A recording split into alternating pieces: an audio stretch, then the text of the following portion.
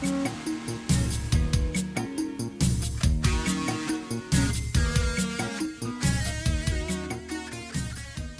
everybody, and welcome to Neuroscientists Talk Shop, UTSA's Neuroscience Research Podcast. Today is Thursday, October 27th, 2022, and we're talking to Michael Scofield, who's Assistant Professor in the Departments of Neuroscience and Anesthesia and Perioperative Medicine at the Medical University of South Carolina.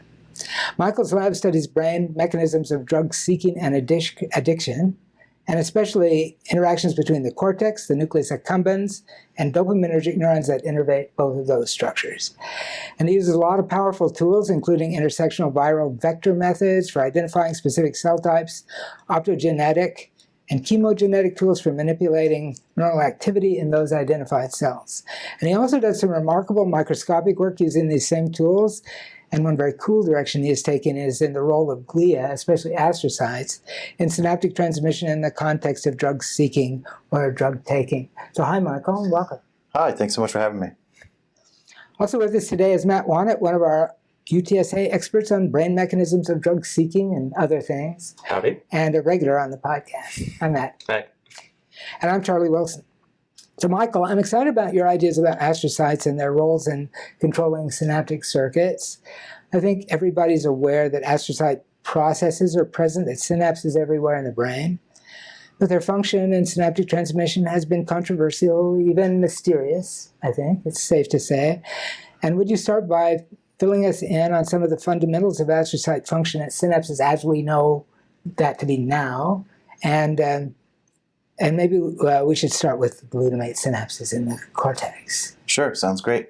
So, of course, astrocytes kind of provide a homeostatic function for synaptic transmission, doing things like buffering potassium, which is required for action potential firing, and they also serve as a sort of primary intermediary between the neurons and the blood supply. And beyond that, they provide sort of crucial roles in glutamate-glutamine cycle, providing precursors for neurotransmitter generation. And sort of as the field is progressing, we're studying more about how astroglia physically insulates synapses and how this can augment the strength or directionality of synaptic communication. And so beyond that, they also release neuroactive molecules that can tune the fidelity or overall modality of synaptic communication as well, although those things are sort of a little less well understood. And we are thinking that a lot of these aspects of their ability to regulate synaptic communication are impacted by things like stress and drugs of abuse. So can I mix sort of old and new? So old idea was that they create a diffusion barrier for things that are coming in and out of the synapse, and then that they maintain some ionic concentration in there. But the newer addition to that is, in addition to maintaining ionic concentration in that space, restricted space, they're controlling lots of other things, even glutamate, for example. So how could an astrocyte control the synaptic glutamate? I mean, transporters obviously can take some up and remove it, but... Yeah, absolutely. So, structural reorganization and the extent of the sort of astroglial embrace can physically change the dimensions of the space that that synaptic communication occurs in. And so, by dynamic reorganization of that extent of insulation, you can really sort of concentrate or dilute the neurotransmitters themselves by increasing or decreasing that space. And then another idea is, removing or more appropriate positioning of transporters, kind of like you mentioned. But, if we're thinking about transporters and removal of glutamate and regulation of that process, you can also kind of expose more of a pre or post-synaptic element. So in a way, this sort of dynamic reorganization of that interaction can change the profile of non-synaptic neurotransmitter receptor activation, which is another way that they might consequentially tune the efficacy of synaptic communication. So as I understand your idea that the dynamics of astrocyte neuron interaction has actually to do with the astrocyte changing its location and how closely it's hugging the synapse. Yeah. Absolutely. And How do we there's see that? How do we study that? so one way to visualize that we've been using is confocal microscopy and looking at membrane targeted fluorophore expression. And so when we can really visualize the sort of peripheral perisynaptic astroglial processes, we can get a little bit more of an understanding of how there might be dynamics in the way that they interact with, say, dendritic spines, or the extent to which they insulate different aspects of the dendrite or certain aspects of spine necks or spine heads. And so that's one way that we've done it. And I think that combinatorial visualization of both of these elements, whether it's a live imaging thing or something ex vivo, has allowed us to gain a little more insight into how dynamic that process is and what types of phenomenons can impact that relationship. So how dynamic is this process? I guess, there's, exposure to drugs of abuse is clearly one thing, but what's known maybe from even a developmental standpoint, how much is actually changing of the astrocyte neuron interaction under normal circumstances, as well as when you're exposed to chronic insults, if you will, of having pharmacological agents bombarding our brain in sort of unnatural ways, if you will. Sure. I don't know so much about development, but sort of an interesting concept. I think Cajal once had hypothesized that, during sleep, astrocytes go and interdigitate the actual synaptic cleft, which isn't quite what happens, but they do have sort of dynamic roles that are linked to circadian aspects of biology. But I know some folks have done things like electrical stimulation and LTP type protocols and seen either retraction or additional embrace of astroglial processes at the level of individual dendritic spines. And the general sort of consensus is that the motility and dynamic nature of that process might reflect a similar timescale to what we would think about dendritic spines. And so certainly mediated by similar intracellular processes, actin cycling and all that. But it's thought to be pretty dynamic, and one thing that sort of complicates that a little bit is that the finest processes of astrocytes are really, really small, sort of almost defying conventional light microscopy. So that's been a little bit of a hurdle, but as things like STED and STORM and those types of more complicated microscopy have come about, I think we're getting a little bit better idea of how dynamic those processes are. But I tend to think about it similar on the time scale and fluidity of like a change in a dendritic spine. So I guess there's another factor in there that you didn't bring up today, but I guess, and maybe I'm incorrect of even bringing it up, but the extracellular matrix, how can, there's obviously some space, there's got to be something that's, Sure. preventing from just, it's not like these neurons and astrocytes are bouncing around all over the place. There is some rigidity there. And I guess, what is there? So, you've talked about how drugs of abuse, and your talk and your work demonstrate how drugs of abuse can alter, the astrocyte neuron interactions, the physical interactions between them. But I guess what's known about the extracellular matrix and making it sort of labile so that now we can have things move around, or what are the factors that sort of tie into all of this? That's a great question. So actually, in another line of investigation that I've been involved with, we looked at nitric oxide interneurons, and we had this sort of line of investigation that nitric oxide release from this interneuron population engages activation of these extracellular matrix metalloproteases. And in doing some drug addiction work, we find that this MMP-based degradation of the extracellular matrix is required for the structural plasticity in neurons that's concordant with the physiological plasticity around Q exposure, and both of these things are required for the Q-seeking event. And so akin to neurons, astrocytes also can express and release the proform of these matrix metalloproteases. And so we certainly don't know yet, exactly how the MMP degradation signals are sent to say, hey, we're going to mobilize an astrocyte versus, we need to make the spine bigger. But, both cell types contain the machinery to sort of replenish those matrix metalloproteases. And also, there are mechanisms for glial release of nitric oxide, not through the nNOS neurons, but through another nitric oxide producing enzyme. And so there are probably really complicated intracellular signaling cascades that are involved in that process. But one thing that we were looking at least in my previous work in Peter's lab, was integrin receptors. And this is with a friend of mine, postdoc Coty Garcia Keller. And so she had found that these beta-3 integrin receptors are sort of consequential for receiving signals about extracellular matrix turnover. And one thing that we're interested in looking at is understanding the role of that receptor's activation in astroglia, but it could be really interesting. They're likely combined cellular processes, but we just don't know yet. But that's absolutely true. When you see a commercial for some drug that impacts the brain, you see these just naked neurons in a void, and there's no other cells. There's no microglia, there's no astroglia, and there's certainly no proteinaceous network where everything has to kind of just a spark link up to. Moving around. Yeah, right. Just electric octopus in a void. But that's a really good question. And so we think that nitric oxide might be part of that signaling, and there might be some reactive oxygen species released in astroglia that contribute to that. But certainly astroglia express genes for pro-MMPs and are likely involved in that regulation, because you're absolutely right. How dynamic that relationship is requires certainly a huge amount of turnover of those proteinaceous networks. So one thing that seems to me about astrocytes is that we ought to use a little bit different language talking about them than we talk about the neurons. And that's because an astrocyte doesn't either do something or not do something.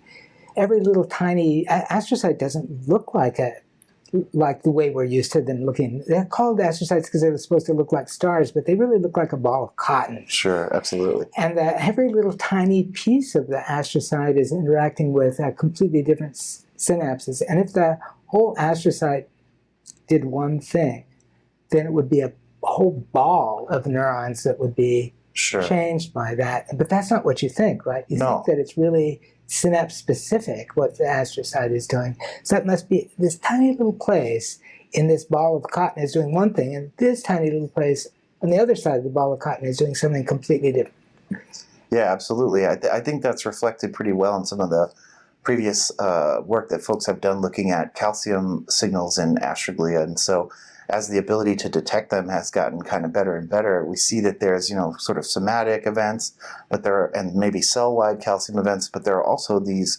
tiny little calcium events in microdomains, which might reflect exactly kind of what you're talking about, which is, sort of minute on the order of a few synapse scale level regulation of activity or homeostatic function. And it's pretty amazing that they would have such a discrete ability to influence communication in one region of the cell, and then maybe interacting with a very different synapse in a different way, just a few microns away, And so, unfortunately, given how sort of nebulous and complicated the structure is, it's been a little bit difficult to resolve the calcium events and that ramification on that scale. But there's been some really great slice work done with that to kind of get down to that level. But yeah, that's absolutely correct. And so, we're still kind of just beginning to understand how one cell can perform diverse functions and how that relates to calcium events that migrate across multiple cells. So certainly fascinating. So one of the things, and it sort of speaks to some of the research you've been doing, when we're talking about the brain, we know that a spiny projection neuron is quite different from a dopamine neuron in the VTA, which is different than a pyramidal neuron in the, in the cortex. And I guess, do you think that we should be thinking of astrocytes in a similar way? Is an astrocyte going to be similar in brain region A as it will in B and C? Or should we maybe also be refining, following up on what Charlie was saying of how we talk about astrocytes, we really need to be talking about astrocytes in a brain region specific manner? Yeah, I think so. I mean, even within a brain region, there's been some really elegant transcriptomic and morphological studies that show that astrocytes across cortical layers are pretty different. And so, there might even be unique aspects of astrocytes that are present at specific synapses. And certainly across brain regions, there are a lot of differences. So, integrating astrocytes into sort of our working model of systems neuroscience is certainly complicated, and it's complicated further by brain region specificity and then maybe even heterogeneity within a brain region. And so I think that's definitely an exciting part of moving forward. But, really finding ways to characterize those subtypes and tools to then dissect them by those criteria are kind of still just on the forefront of that science. But I think that's absolutely correct, And then potentially in the future, inhibiting just some of the astrocytes or activating just some of a particular subtype based on that heterogeneity might be an inroad to finding out more about how they really impact biology. So maybe the best way to do that is to actually study them in the context of some real functional thing, like, say, I don't know, extinction of drug self-administration or something like that. So that you have been doing that. So why don't you help us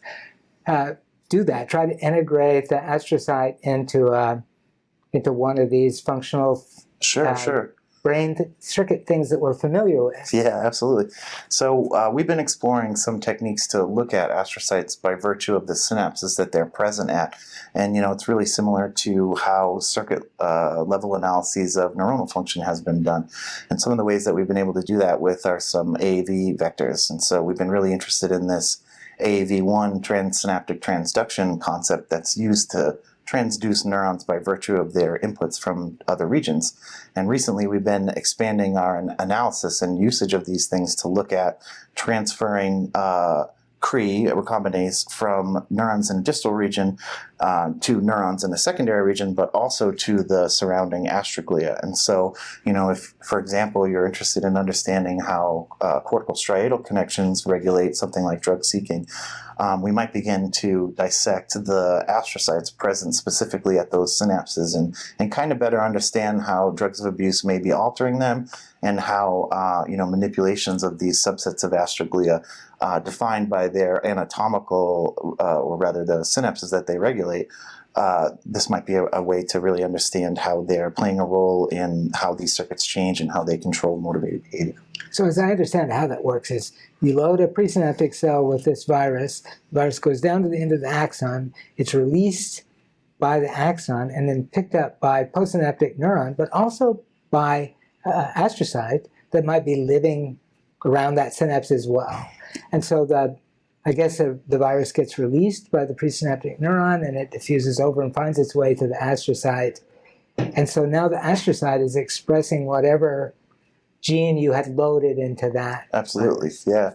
And so we can gate the cell that's going to be engaged by this transsynaptic jump by using the virus in the second order location that's gated by a cell type specific promoter, and then kind of being careful to utilize AAV serotypes that more preferentially transduce astroglia. And so in that case, we're using the GFAP promoter or the truncated variant of it with an AAV5 serotype, and we've had good luck with that. And some folks have used AAV8 as well. But yeah, that's exactly what we're doing. We've had some success with it, and some other groups have done it as well. And so hopefully this will be a reliable tool for us to really start picking apart circuit level regulation of astroglial biology and kind of understanding if some of this heterogeneity is going to be crucial for understanding how these cells integrate into functional circuits. See, you mentioned activate and inhibit astrocytes, and with neurons, it's great. We can use optogenetics. We can sort of mimic action potentials. We can clamp them down. What's the current? How do astrocytes talk, or what is their communication mode, and what tools are there that can either replicate or turn it off, if you will, to activate or inhibit, and what astrocytes do? So it seems like people are kind of getting away from optogenetic manipulation of astroglia because it's so super physiological, And then, DREAD receptors are common tools, and sort of engaging GQ signaling in astrocytes is a fine way to activate them by proxy. The only thing that's sort of a limitation in that sense is we really don't know what the consequence as far as the structural reorganization or the neurochemicals that the astrocytes are releasing in response to that activation. It's sort of just a bulk activation, but at least GQ activation is a little bit more physiologically relevant than sort of an optogenetic manipulation. And then as far as inhibition goes, Paul Koch from UCLA has done some really great stuff with an outward calcium pump. And so sort of a proxy for the activation of astroglia is almost akin to what they would have sort of like a surrogate action potential, not quite, but a sort of reasonable facsimile, is the oscillation of internal calcium. And so Ball has engineered an astroglia-specific expression of an outward calcium pump, basically a constitutive vector that you can use to inhibit internal calcium oscillation, and that's kind of where what we're exploring lately. And there's been a couple other tools to optogenetically activate GQ signaling in astroglia or inhibit it, and so those things are kind of on the forefront now, and we're hoping to use these things potentially in combination with our circuit-specific transduction of astroglia to really kind of pick apart what role they're playing. So one of the other things I think is fascinating about astrocytes is they've got gap junctions. And how do they sort of communicate with one another relative, could you have sort of an effect on one astrocyte here that's getting, let's say, it's not a synapse, sorry, you're getting input from a specific, neuronal pathway, and then could that sort of diffuse in a way through a network of astrocytes in a way? And so does this sort of like blow up our sort of simple model? Not that our model of the brain is simple, but it adds sort of almost a lateral communication that could happen within sort of a brain region, so that astrocytes could receive a signal from one astrocyte and it could be communicated to other astrocytes, which would then impact other neurons that were not directly receiving the neuronal input. Yeah, absolutely. The sort of idea about calcium oscillation in astrocytes many years ago, this concept you probably heard, it's like calcium wave. The increase in internal calcium in an astroglia can sort of spread through adjacent cells. And one way that can happen is through transfer of second messengers like IP3 through gap junctions, and the sort of propagation of that signal. And it's super fascinating. Astroglia are connected in sort of like a syncytia or a web, but there seem to be sort of organizations, structural or functional organizations within that syncytia that we don't really, at least in the context of drug addiction, understand the relevance of. And so that's absolutely true, and more recent studies have shown that, when you have to genetically activate inputs to a particular region, you certainly get activation of astrocytes along that pattern of innervation, but it spreads outward and beyond. And so through this type of cytoplasmic continuity or intracellular connection, there might be some ability for astrocytes to sort of transfer information across circuits. And, to what extent that occurs during drug addiction or its functional relevance, I don't think we really know yet, but that's exactly sort of the exciting avenues of this kind of biology that we're trying to uncover. So it seems like the perfect thing for you because you know how to do that. You know how to image the calcium in astrocytes in vivo while the animal is doing something. So can we expect to see calcium oscillations in astrocytes in the reasonable future? Sure. We're doing some really great work with my collaborator, Jim Otis, and we're getting some really fantastic astrocyte calcium signals in vivo with some orthogonal tracking with some Grinlands implantation studies, and we're really hoping to understand how astrocyte activity patterns evolve during a self-administration and an eventual relapse event, and hopefully that will help us understand how they shape neuronal biology. And we're certainly doing those types of studies currently, and just getting better at tracking individual astrocytes over repeated recording sessions and things like that will hopefully give us that kind of information. And so I'd love to be a part of, or at least be there when we functionally sort of integrate astroglial action into this sort of engram hypothesis, and basically understand how this ability for these interconnected cells to modulate synapses shapes and forms the ensembles that become responsible for complicated behaviors like drug seeking and things like that.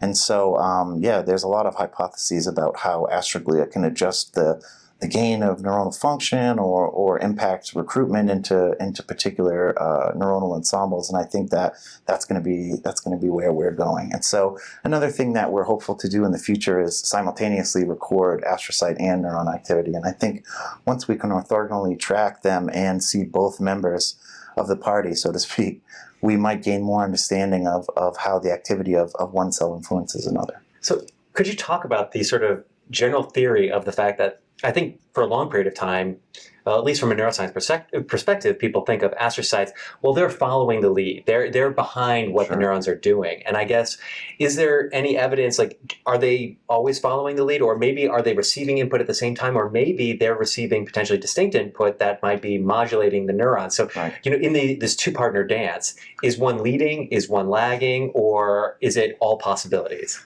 That's a great question. I think we'll have to devise sort of specific experimentation to understand, the cognate response of reacting to local neuron activity, and sort of providing energy to the neurons so they can continue to fire and doing the buffering that's required so that neurons, present where the astrocytes themselves are sitting can function. And then also the contribution of incoming neurotransmitter.